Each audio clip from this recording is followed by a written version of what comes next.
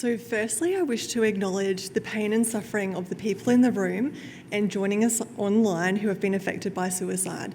Thank you very much for being part of these important discussions. Thank you very much for having me here today. It's quite an honour, and I must say slightly intimidating being the last presenter of the conference as well. At Toowong Private Hospital, we have been running trauma recovery programs for veterans and currently serving members for the past 20 years. As part of my work there, my colleagues and I have undertaken research to determine some of the factors that have influenced suicide attempts in veterans who attend our programs. Today I'm going to present to you the findings of two of our studies.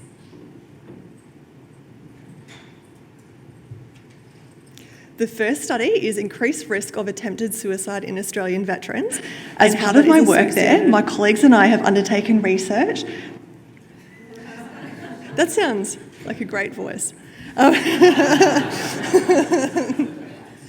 would totally listen to her.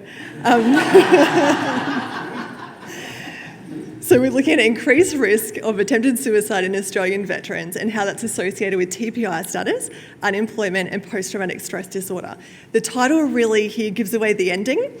The next study we're going to look at is guilt and its relationship to mental illness and suicide attempts in that same population. And then finally what I'm going to do is I'm going to move over to my affiliation with AISRAP and talk about a study that is currently in production there. So the setting of the first two studies is at Toowong Private Hospital, as I mentioned previously. So in our trauma recovery programs there, it's a comprehensive, intensive program where veterans are followed up for a total of 12 months. It's a 12-week CBT group program. It's intense in the first 6 weeks, with veterans coming pretty much the whole day for 4 days of the week, and then they come back 2 days per fortnight for 6 weeks after that, and then we have 2 more one-day follow-ups in the year following them up.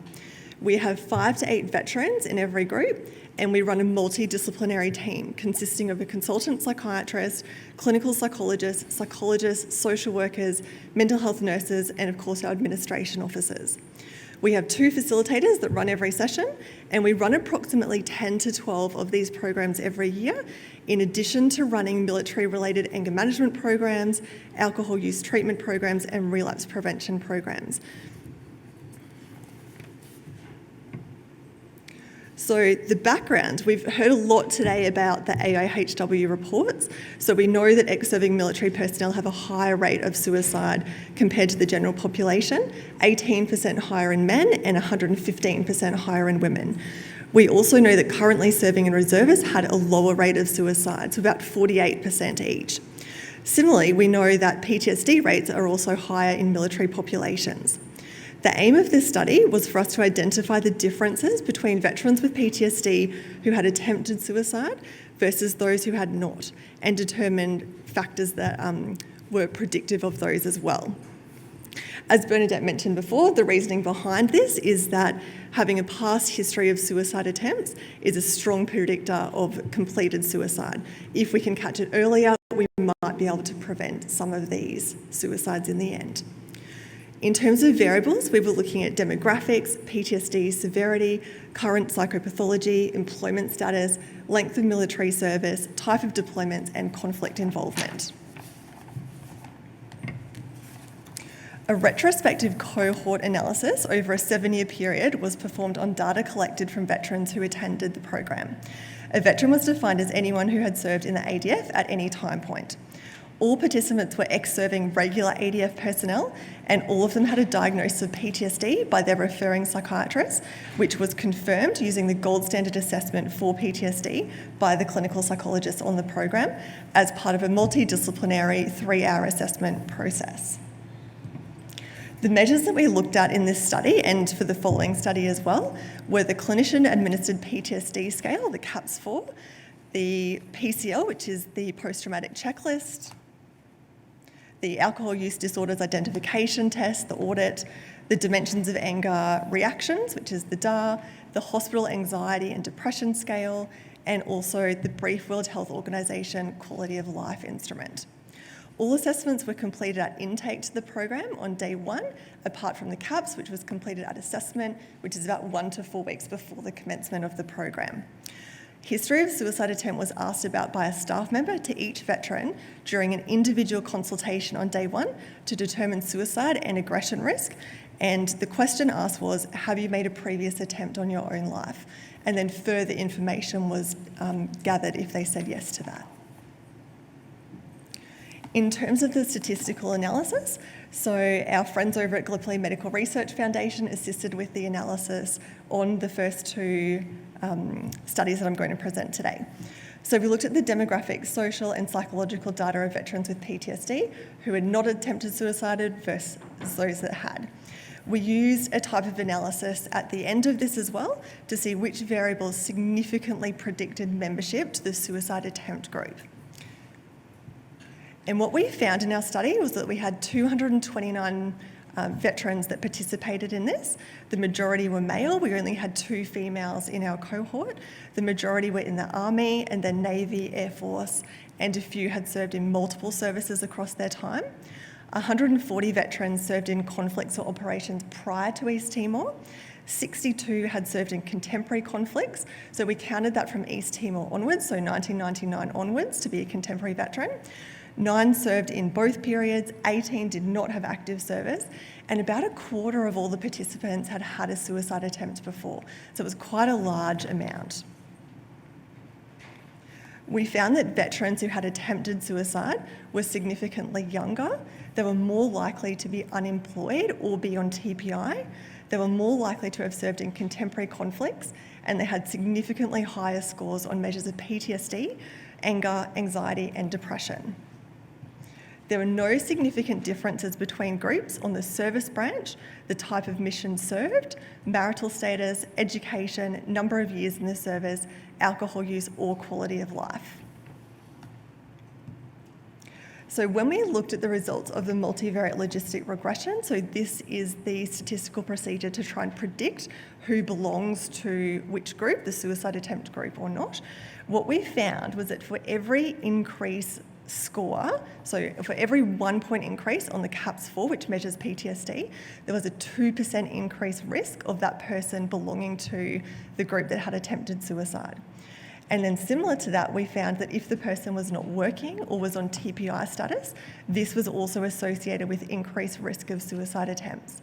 The veteran was 3.29 times more likely to have attempted suicide if they were not working or on TPI. So the takeaways from this study.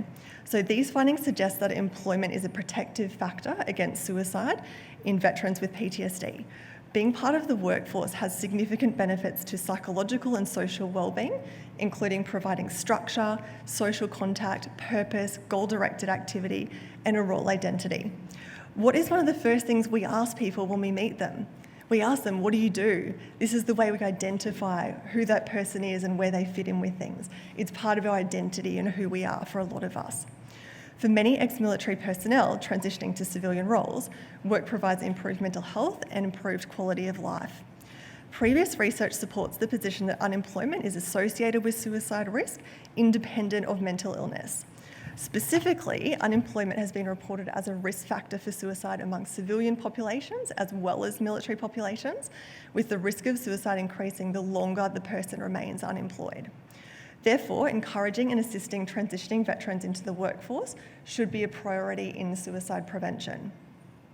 The treatment of PTSD is also imperative to reduce suicide risk. There are excellent gold standard psychological treatments for PTSD, which can result in recovery rather than just symptom reduction or management of symptoms. And as a clinician at heart, very happy to take questions on the gold standard treatments if anyone has any of those later on. All right, so now I'm going to move across to the second study that we did. So this was on guilt, mental illness, and suicide attempts. So it's been recognised that active service can result in witnessing or failing to prevent or committing acts during combat and peacekeeping missions that violate personal values and morals. And we heard a lot about this from our presenter Nikki earlier today. These experiences can trigger a variety of emotions, and guilt has been found to be a common and significant reaction to trauma. Guilt is a retrospective emotion and can be conceptualised as a psychological state involving perceived moral transgressions linked to an action or inaction whereby individuals feel a sense of remorse or regret. There is a lack of consensus within the literature regarding whether the emotional experience of guilt is adaptive or maladaptive to human functioning. Some types of guilt, such as behavioural guilt, may actually serve a pro-social function by encouraging individuals to change maladaptive behaviours. For example, a soldier who has engaged in perpetrating bastardisation activities may later realise the negative effects of this and change his behaviour to being an advocate for protecting younger soldiers against this. However, trauma-related characterological guilt, wherein an individual self-blames and attributes the trauma or its consequences as arising from negative personal characteristics, such as a direct result of him or her being bad, defective or worthless human being, has been found to be associated with worse psychopathology. So, for example, a soldier whose mate's been blown up in an IED explosion, they may internalise this and think, it's my fault. If I had checked the road better, if I'd done my job better, this wouldn't have happened. I have failed, and therefore I am a failure. Research has shown that traumatic guilt has a strong correlation with general measures of PTSD severity, as well as various symptom clusters of the condition. The greater the personal involvement in an event can influence the role of guilt in the development of PTSD symptoms. The amount of guilt experienced has also been shown to be related to the perceived failures to prevent or to try and prevent the event.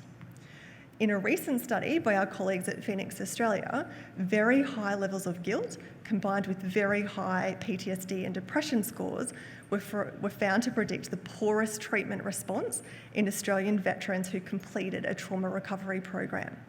However, for those who had very high PTSD scores but who had low guilt scores, large symptom improvement was found, which really highlights the role that guilt plays in the clinical treatment and outcomes of veterans.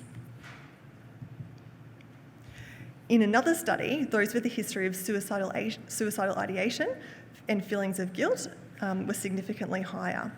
Additionally, guilt was independently and significantly associated with increased frequency and severity of suicidal ideation, with this relationship being stronger than that of depression or PTSD.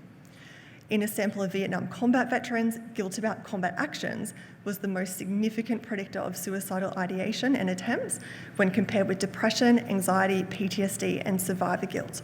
And these findings have held true for veterans from the Iraq and Afghanistan conflicts as well. Much of the research on guilt in veteran population has primarily occurred in the US context and focused on Vietnam veterans. There is a lack of research using Australian veteran samples, focusing specifically on traumatic guilt and its relationship with psychopathology and suicide attempts. So we believe that this is the first study in Australia to look at these variables. The aim of the current study was to explore the relationship between guilt, PTSD severity, alcohol use, anger, and period of service among Australian veterans with PTSD. We're interested in the contemporary veterans because there are researchers out there who are thinking that there are increased demands of contemporary service, including longer and more frequent deployments, and as well as a potentially more ambiguous enemy, which I'll talk about a little bit later. Furthermore, the study aimed to determine whether guilt was higher amongst those who had a history of attempting suicide.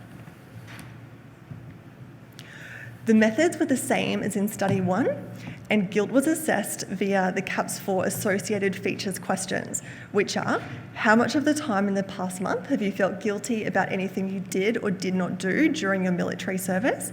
And how much of the time in the past month have you felt guilty about surviving a traumatic event when others did not? Then we went on to ask people, how strong were these feelings of guilt? We looked at the correlation coefficients and non-parametric Mann-Whitney tests to see what variables were significant in the study. The results for this one is that we had 219 veterans as our total sample. Again, the majority were male with 2 females. The age range was 24 to 86 years, with the majority serving in the Army, then the Navy, Air Force, and 4% in multiple services.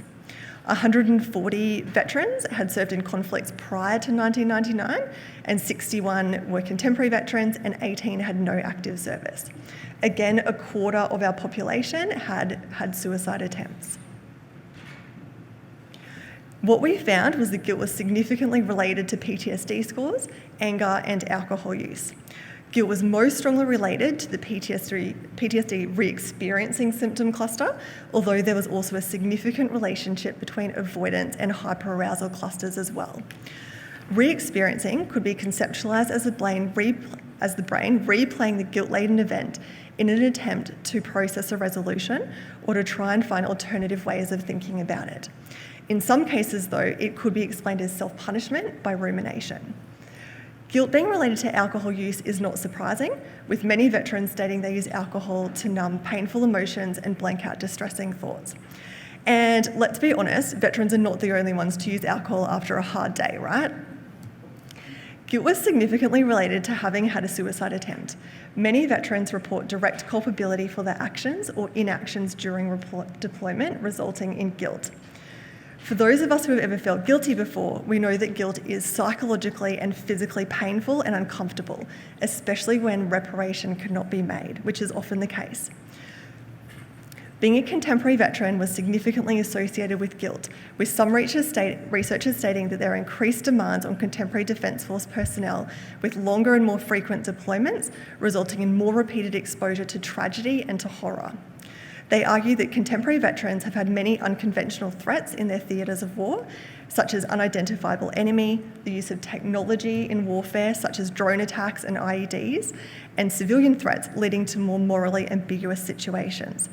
As such, there are increased opportunities for collateral damage and more chance of acting outside of belief and value systems, and hence increased chances of guilt. It's also possible in the research that there is a time bias where contemporary veterans have not had as much time to process their military experiences as some of the older veterans. Guilt scores were not significantly different between those who had guilt from deployment and those who had guilt from non-active service. This may seem surprising, however, it's recognised that many injuries, both physical and psychological, occur in training context or in non-active service. For example, we're all aware of the Black Hawk accidents. We're probably aware of some of the motor vehicle accidents that have resulted in death. And also we've discussed today military-related sexual traumas. It's actually estimated in the US military that 30% of their personnel have been sexually assaulted at work, which is a phenomenal amount. The takeaways of this study is it results in, the results highlight the importance of early identification of guilt by clinicians, and we really need to make sure that we apply effective treatments to repair or at least reduce feelings of guilt in order to decrease the suicide risk. All right, so now I'm going to swap over to my affiliation with the Australian Institute for Suicide Research and Prevention and discuss one of the studies that we're currently working on now. So for those of you who don't know about AISRAP, there are 3 arms to this service. So the first arm is their training and education arm. And so AISRAP run postgraduate programs in suicidology, and they also run suicide prevention training programs to external organisations. The second arm of AISRAP is the clinical arm. So this is where the Life Promotion Clinic exists. The Life Promotion Clinic is the only specialised service in the Southern Hemisphere dedicated to treating clients who are suicidal or who self-harm or who have a history of that. And the third arm of AISRAP is the research arm. AISRAP maintains what's called the Queensland Suicide Register, or the QSR. The QSR is a comprehensive database on suicide mortality, which has 260 plus variables that we research in it. It holds the records for all suicides in Queensland since 1990.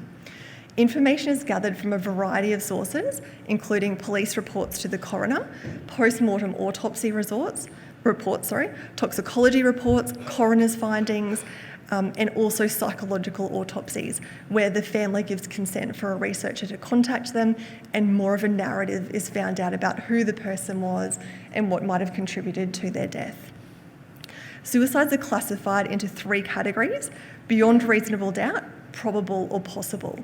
So over time, sometimes the statistics change when a case goes from being a possible case into a beyond reasonable doubt case. So there is sometimes a bit of a time lag between some of these suicides being counted as suicides. The aim of this study is to determine the correlates of suicide in Queensland veterans. What we are hoping is that Queensland veterans are similar in many respects to veterans in other states, and therefore that the results can be generalisable across Australian veterans. So the reason we're doing it is that there are shortcomings in previous national reports due to the lack of consistent data across Australia, which has been touched on throughout the presentations today.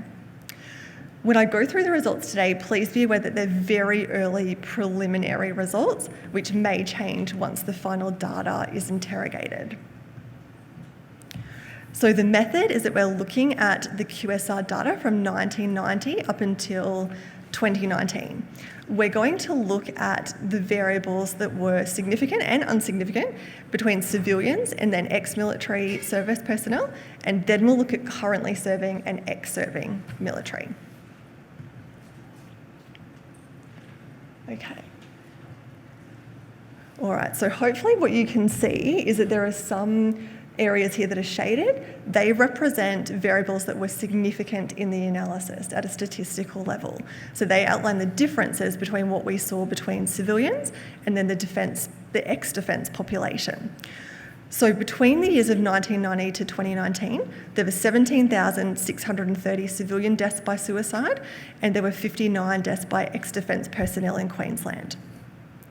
So when we look at the differences, gender was a significant difference, and that is because the majority of people in the military and who are then ex-serving are male. So that's why we observe that difference.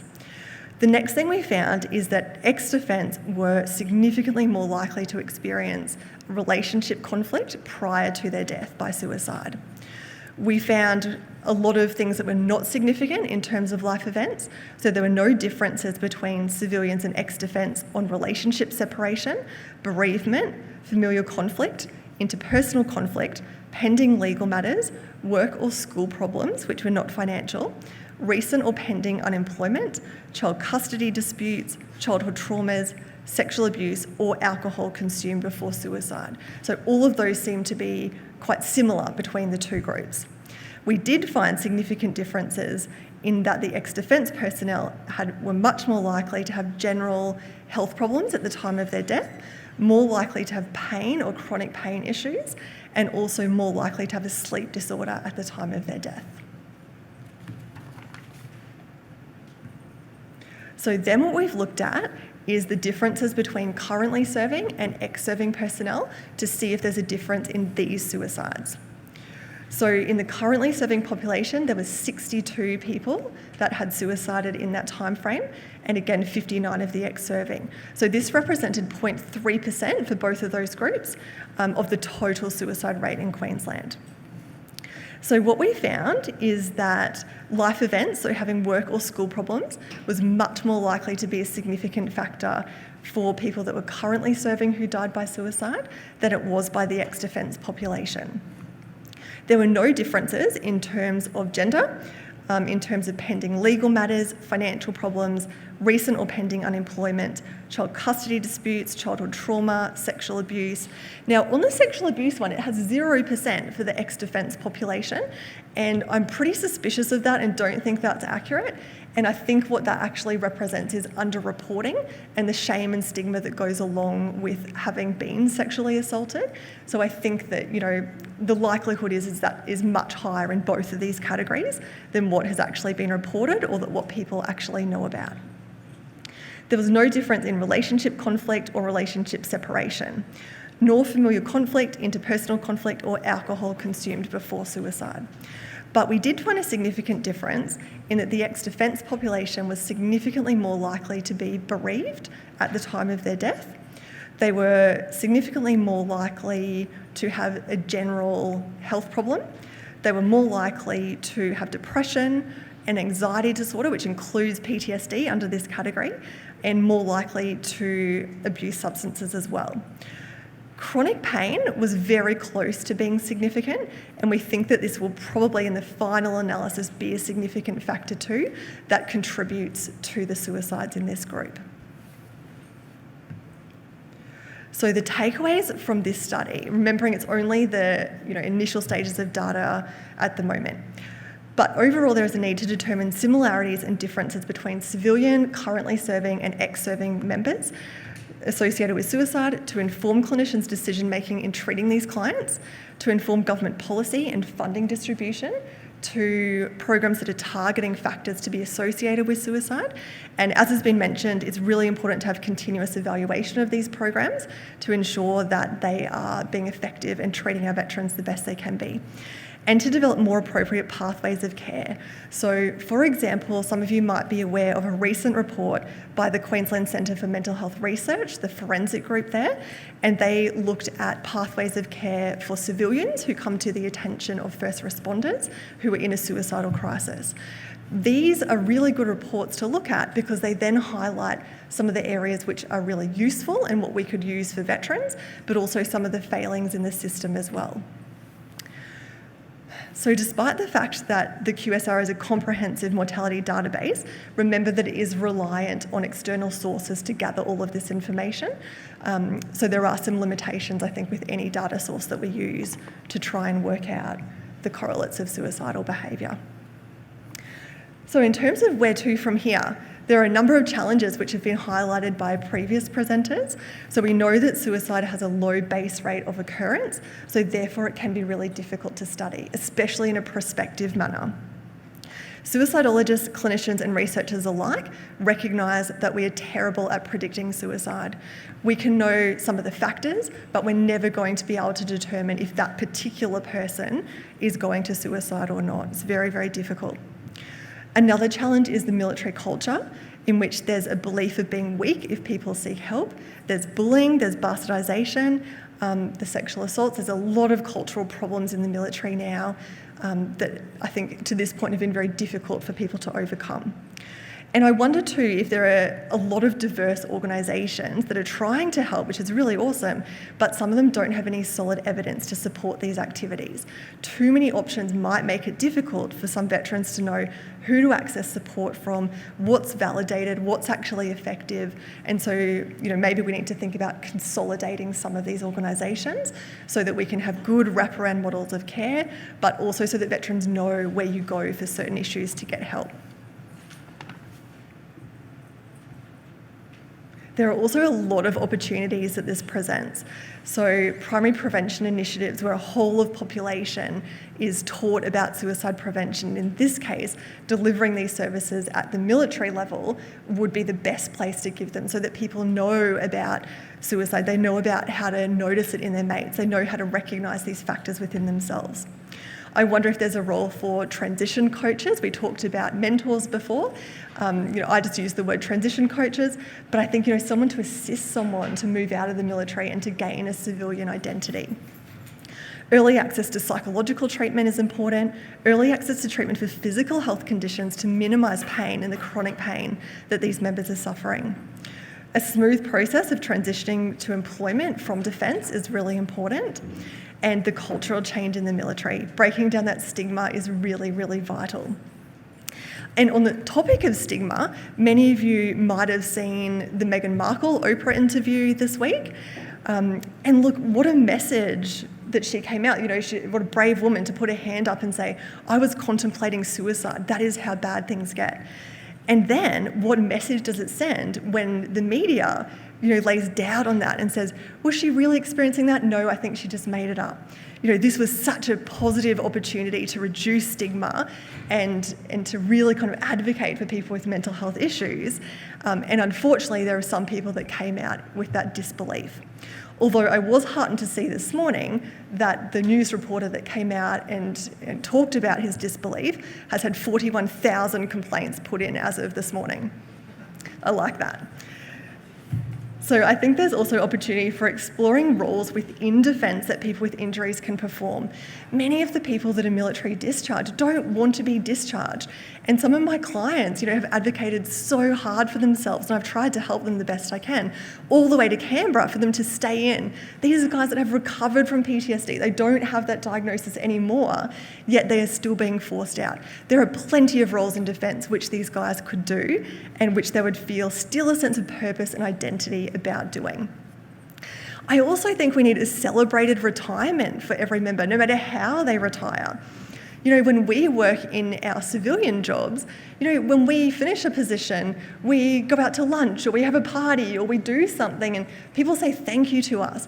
For these guys who are medically discharged, often they sit at home for this long period of time, then the paperwork comes through, you're out now. And that's it. No wonder they are not transitioning well when you don't have closure. Future research should focus on determining effective treatments of cognitions and feelings tied to guilt. The application of effective treatment to repair or at least reduce feelings of guilt is really important, and that goes for the moral trauma that was being discussed earlier as well. We need to ensure that whatever interventions are put into place, there is a strong evaluation methodology behind it to make sure that it's actually effective and able to be replicated. It's no good one state having one program that's really awesome and no one else knowing about it. If it's good, we need to be able to replicate that and find ways of delivering that across Australia. We also need to establish a consistent Australia-wide database of factors that contribute to veteran suicide. Okay, and that's it from me.